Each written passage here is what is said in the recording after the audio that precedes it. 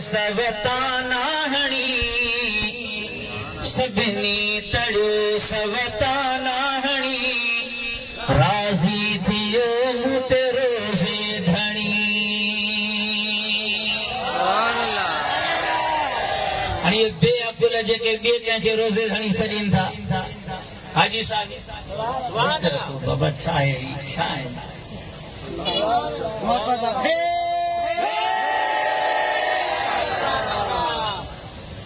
इन्हनि जी हैसियत छा आहे मोहब्बत आहे तव्हांजी अलाह सां तव्हांखे ख़ुशि रखे पर इहे ईअं मुनासिब कोन हूंदो आहे जो मुंहं ते मथे ते इहे पवनि। हबीब करीम सल्लल्लाहु अलैहि वसल्लम जा प्यारा उम्मती हो त रोज़े धणी रज़ी अल्लाह तआला अन्हु हाजी गुलाम नबी महेश्वर में ॿुधायो त रोज़े धणी इहो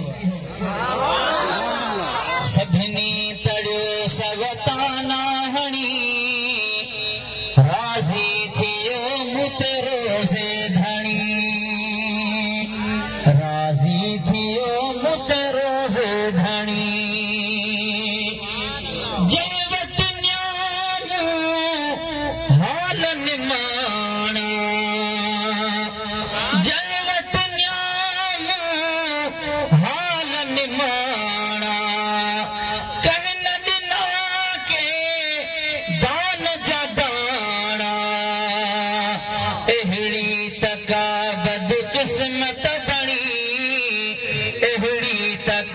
बदकिस्मत बनी पर राज़ी थियो मुते रोज़े धणी राज़ी थियो मुते रोज़े धणी सभिनी तड़ियो सवतानाहणी है सभिनी तड़ियो सवतानाहणी राज़ी थियो मुते रोज़े धणी राज़ी थियो मुते रोज़े धणी।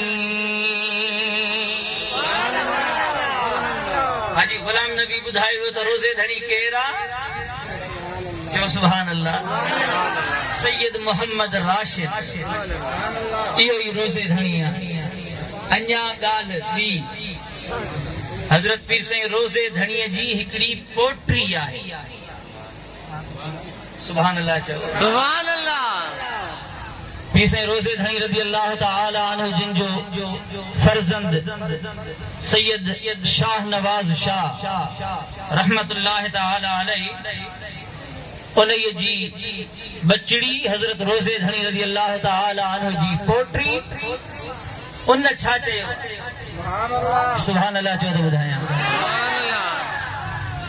फरमाए थी रोज़े वारे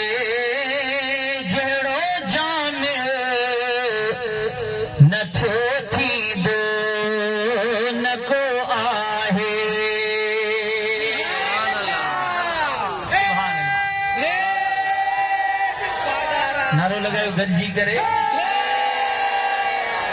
नारे विलायत रोज़े वारे जड़ो जामियो नथो थींदो न को आहे रोज़े धणी ॿियो थींदो ई कोन सुभान अल्लाह जोर सां चओ सुभान अल्लाह। रसूली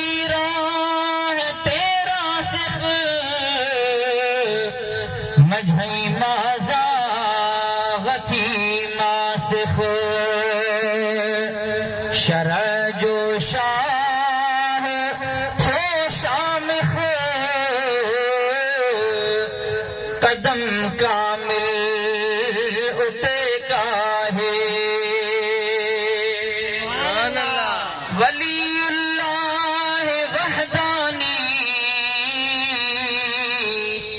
जंहिंजो कोन्हे को मटसानी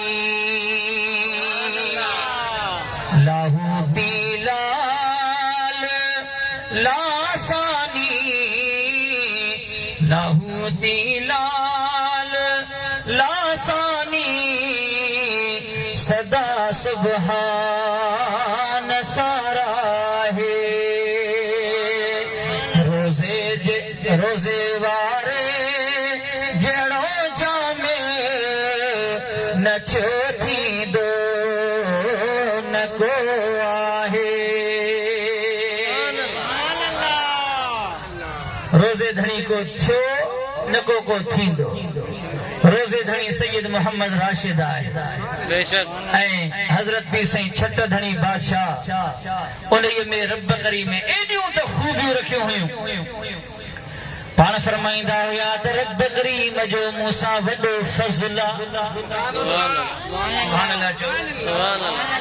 छा फरमायो त रब करीम जो मूंसां वॾो फज़ल आहे।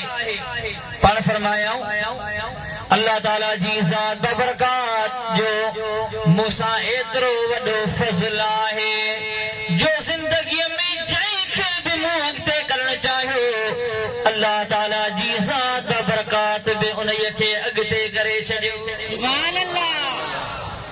हज़रत छट धणी सरदार जी इन्हनि महिरबानियुनि में रब करीम उहे बरकतूं रखियूं हुयूं त जंहिंखे छट धणी सरदार अॻिते करे उन्हीअ खे अल्लाह तबारक व तआला पंहिंजे फज़ल ऐं बाझ सां नवाज़ींदो हुयो।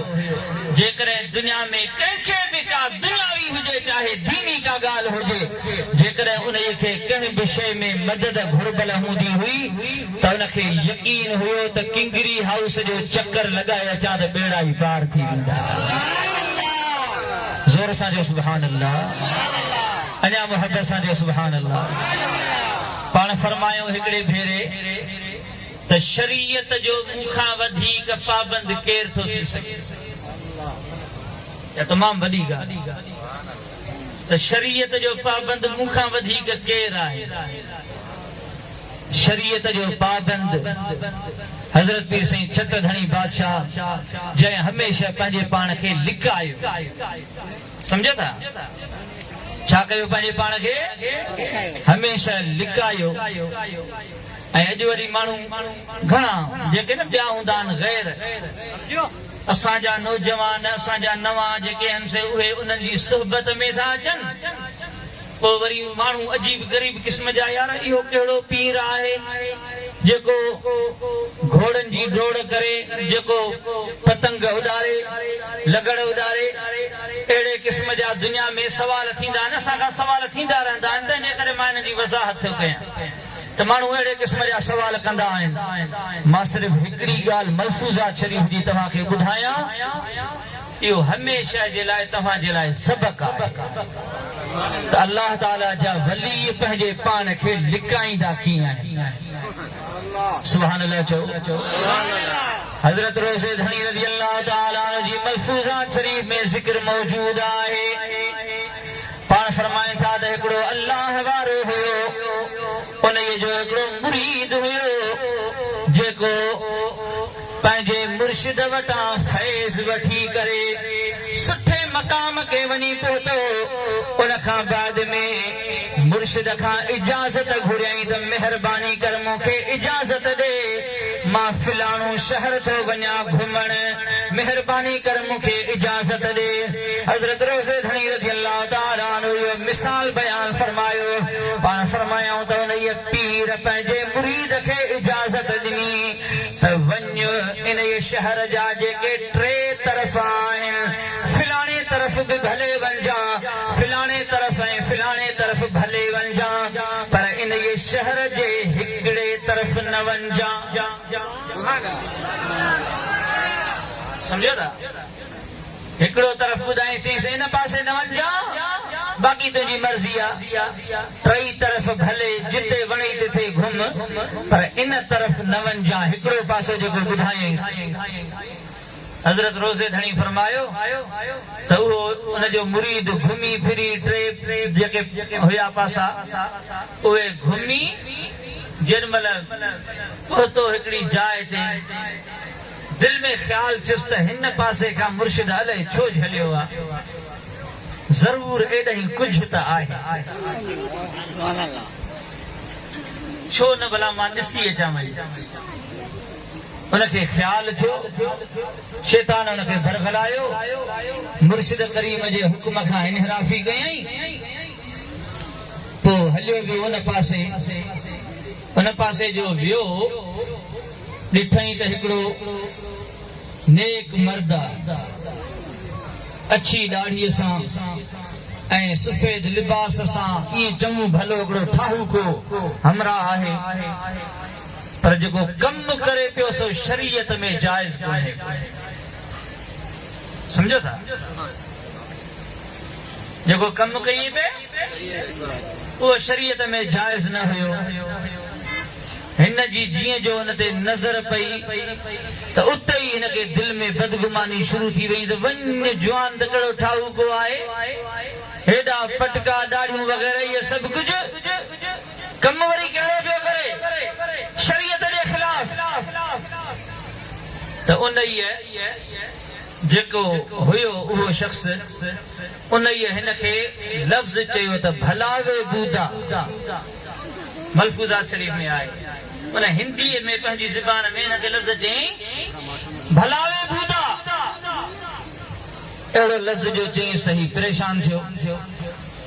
वरी थोरी देर खां बाद में वरी ॾिठई हिनखे, हिन वरी ॿ टे भेरा हुनखे इहे लफ़्ज़ चया, मोटी आयो, ठीकु आहे, पाण ॼाण। वापसि मोटी आयो, मुर्शिद सां अची करे इहा ॻाल्हि कयईं। सम्झो था? अची करे मुर्शिद सां ॻाल्हि कयईं त क़िबला तव्हां जा जेके टे तरफ़ इजाज़त वारा हुया उहे त घुमी आयुसि, पर जंहिं तरफ़ खां तव्हां मना कई हुई मां बेअदबी करे हुक्म जी नाफ़रमानी करे उन तरफ़ खां बि थी आयो आहियां। त हज़रत रोज़े धणी रज़ी अल्लाह ताला अन्हु फरमायो त मुर्शिद उन्हीअ खे चयो त इहो जेको शख़्स हुयो इहो शरीयत जो बाक़ाइदा अमल कंदड़ आहे। इहा ज़ाहिरी तोखे जेका ॻाल्हि नज़र आई आहे इहो सिर्फ़ उन्हीअ मलामत वारे मामले में पंहिंजे पाण खे लिकाए रखियो आहे, न त इन बुज़ुर्ग जो जेको अल्लाह ताला जी ज़ात बाबरकात सां राबितो आहे, जेको रब करीम जो क़ुर्ब इन्हीअ खे मिलियल आहे, उन जी का हद ई कान्हे का। एॾो त रब करीम जो इहो मुक़र्रब आहे।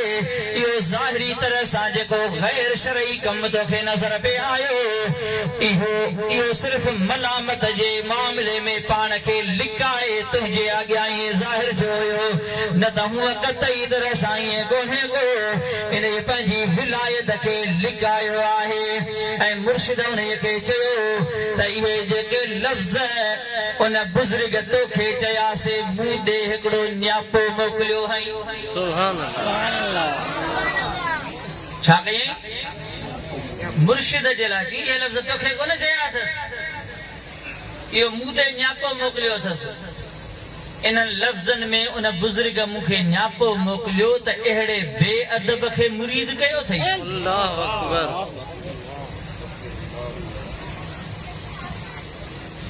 जंहिंखे अदब जी ख़बर कान्हे का अहिड़े बेअदब खे मुरीद कयो अथई। ऐं मुर्शिद उन्हीअ सां गॾोगॾु उनखे इहा ॻाल्हि बि चई त इन बेअदबीअ जे करे तुंहिंजी पुठीअ में रब करीम ॿ कुतुब जेके रखिया हुया, तुंहिंजे औलाद में तुंहिंजे नस्ल में रब करीम ॿ कुतुब कामिल आरिफ अल्लाह जा बाना उहे तुंहिंजे नस्ल में रब करीम रखिया हुया, पर बेअदबीअ जे करे उहे ॿई कुतुब अल्लाह तबारक व तआला तोखां खसे छॾिया।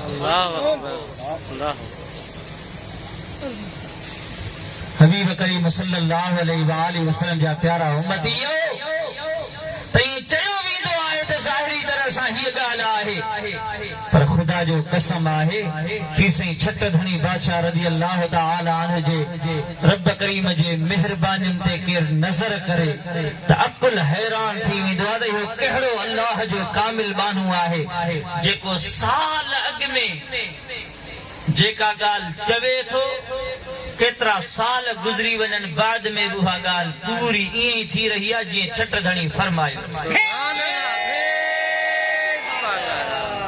तक़रीबन 2009 में ही छट धणी सरदार जो उर्स मुबारक आहे, तंहिंजे करे उनजी ॻाल्हि तव्हांखे मां ॿुधायां। 2009 में तक़रीबन पाण फरमायूं त जेकॾहिं मां जज हुजां हा त नवाज़ शरीफ़ खे ना अहल करार ॾेई छॾियां हा।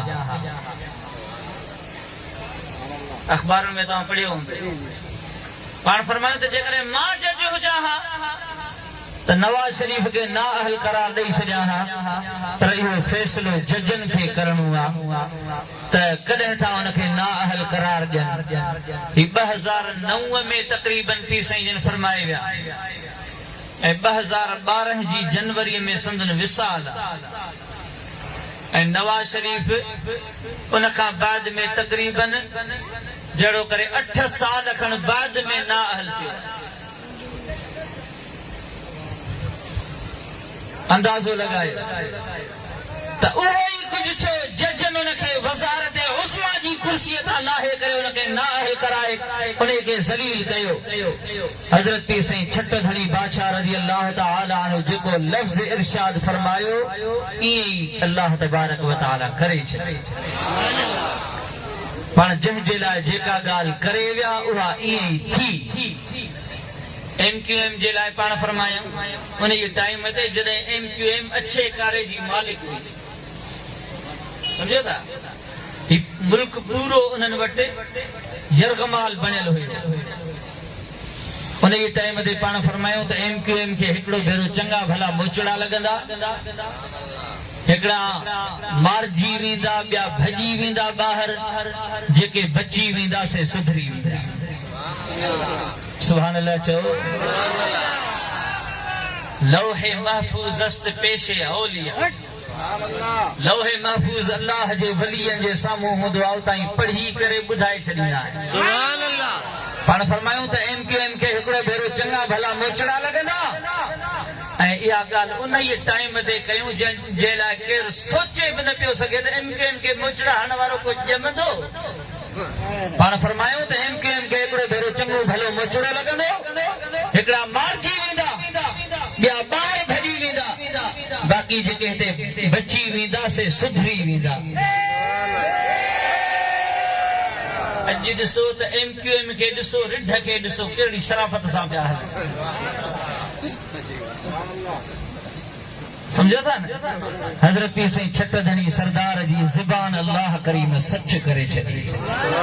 रसूलुल्लाह सल्लल्लाहु अलैहि वसल्लम फरमायो त केतिरा ई अल्लाह जा बाना हूंदा आहिनि, दुनिया उन्हनि खे सुञाणींदी कान्हे का, पर जेकॾहिं अल्लाह ते उहे कसम खणी करे ॻाल्हि कनि त रब करीम उन्हनि जी ॻाल्हि सची ज़रूर कंदो। दुआ कयो त अल्लाह तबारक व तआला पंहिंजे महबूब जे सदके में असां सभिनी खे छट धणी सरदार जे फैज़ मां फैज़याब थियण जी तौफ़ीक़ नसीब फरमाए। आमीन बिजाह नबी अमीन सल्लल्लाहु अलैहि वसल्लम।